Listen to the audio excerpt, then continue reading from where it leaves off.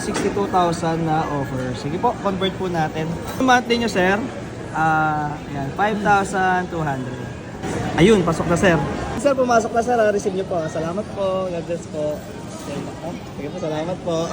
Ngayong araw nga pa rin pala, meron din pala tayong ka-meet up din na 60,000. Tayo na nga mga nakarating tayo dito sa may Robinson Galleria para i-meet up yung ating magpapatransact na 60k G-Gibbs.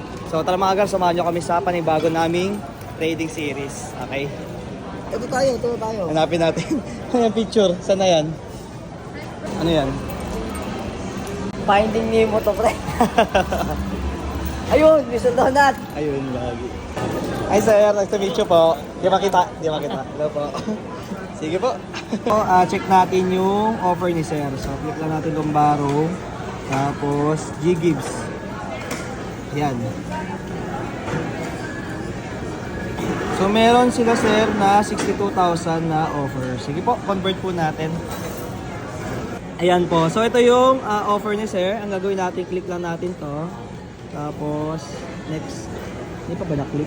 Ay, na-click na. Ayan, loading. So, ito po yung monthly nyo, sir. Ayan, 5,200. Go na po natin ito, sir, ha? Process ko na po. Sige po. Click na natin to. Pay with G-Gibbs.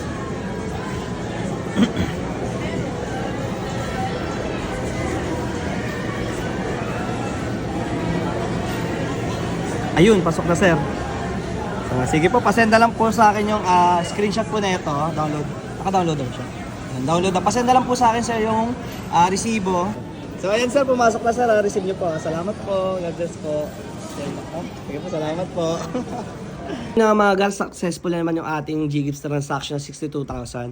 Na pala mga gar, ingat po pala kayo sa pakipag-transaction dyan sa online. Lalo na marami po nakatambay sa akin na mga scammer po. Yung mga nagpi-PM na small, ano lang daw, charge lang daw, ganun.